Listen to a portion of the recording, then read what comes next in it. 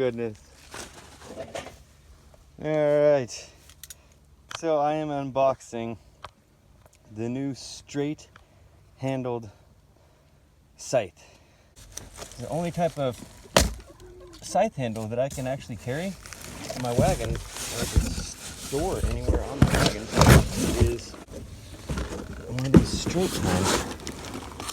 I've been without a scythe for the beginning of this whole year because I couldn't figure out how to fit it on my wagon, and so I had to sell it in order to have the money to try to order the straight scythe. Oh my gosh, and the plastic are so much better than the metal. Don't go with the metal. The metal, they get jammed, the stones get jammed in them. Scythe works rocks.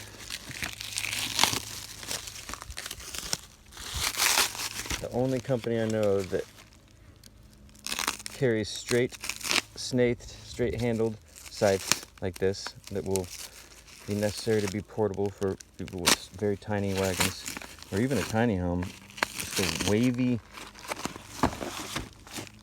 shape of their European style. I think this is the Australian style, and European is all like wavy, and it just takes up so much unreasonable amount of space.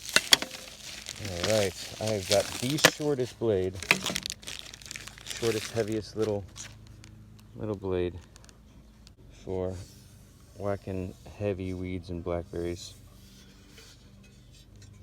Nice heavy blade. It's really short too, so it'd be good for getting along fence lines, getting grass and weeds along fence lines that my longer blade is too large to really get in there as efficiently. I like how the beard on it, we call this part of the blade the beard. I like how the beard, instead of it continuing on like that, it has like an aggressive cutting angle to the beard. This thinner blade can cut them, but then it's got this aggressive angle to the beard that allows for them to be chopped off if they're too difficult for the main blade to get. I don't know, that's just more of my thoughts, some of the thoughts when I saw this blade. This is by far the most unique blade that I've seen. All other scythe blades tend to be much narrower, and they come in and they continue down. They might widen out at the bottom, like out to there or something like that, but this is like ridiculous. And it just reminds me of a kukri, how it has a advantageous cutting angle. So one of the most difficult things about scything is keeping the blade conveniently sharp, and the practice of peening the blade with a hammer and a little anvil is an art. And I tried it for over a year, and it was very difficult and very frustrating, honestly. You ruin a blade or two learning it. And so recently, in the last years, they've come out with this alternative method, this new invention.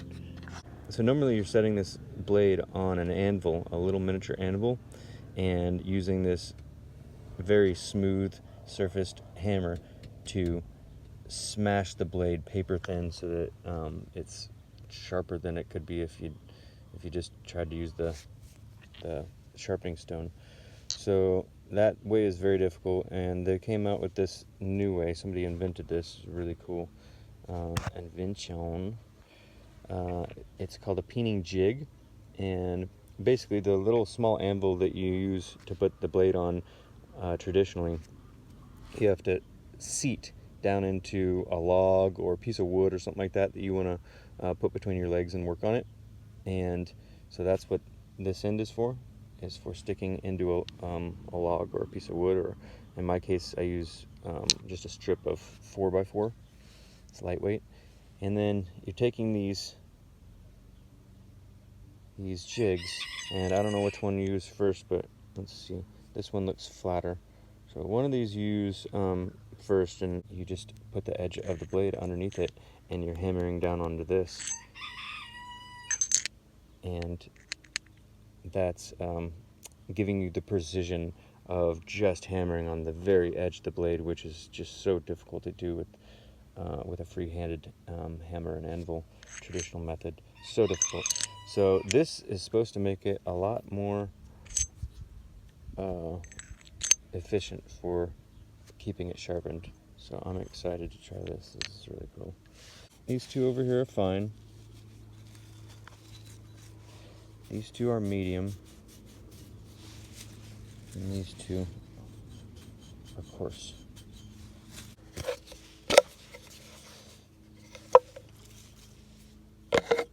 So this will be the one that we're using, unless we have some minor dings or something. And if we have some minor dings, then we'll use this one. And if the dings are really bad, then we'll use this one. And then if the dings are really bad, then you have to have a file, and you have to have that anvil that we're talking about, a repair anvil, in order to repair a really dinged or snagged blade.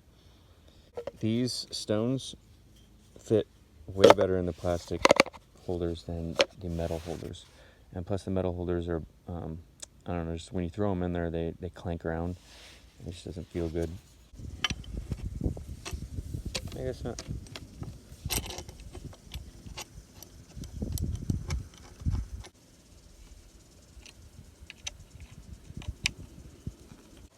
It's got a tip on it, like an edging tip, so that you don't catch the tip of your blade on fencing when you're trying to get when you're trying to mow the edges. Like you're trying to get in here and you go too quickly, and you go a little bit. Like if you go in here and try to go too deeply, too quickly, you snag on this. It's not going to ruin your blade. It's just going to catch there. Yeah. I wouldn't dare get that close with a big grass blade. This would be perfect for getting the edges of vacant lots that have weeds and thicker stuff. It's just like a very, very small ditch blade is what they call them. They have grass blades, then ditch blades, then bush blades. That's an increasing weight and thickness. Wow. Okay, this thing is really heavy. It's gonna knock down some major vacant lots though. Look at that beard.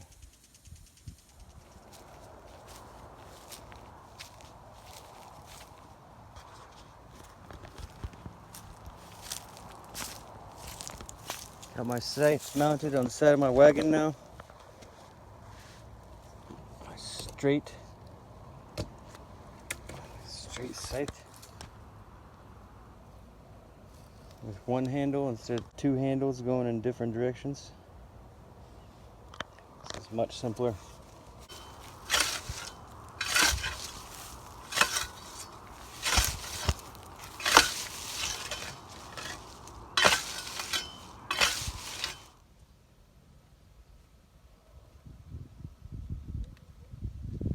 I was planning on this storing here, but I just realized that the bottom tubes of the frame are the perfect square diameter to fit the second scythe. And you can just carry the second scythe's handle. And you get like a butterfly nut, so it's quicker to break down and set up. I just need to make custom wool sheaths for the blades, so I can get rid of these little rubber ones that came with them. I should be able to carry 2 scythes and 2 hay rakes. I want to put the hay rakes, hang them on hooks on the other side. This is the side that I usually open. And I'll mount the hay rakes on hooks underneath this side. I think I'll face the teeth of the rakes towards each other. Maybe bind them with some Velcro strap or something. Keep them solid. Because this is the sheep side And I don't want you sheep breaking off the tips of my rake. Then we'll be transporting enough tools to host more apprentices and have a little farmhand team going on, a little crew. Actually get some decent amount of work knocked out. Knock out vacant lots a lot more efficiently with 2 scythes and 2 rakes.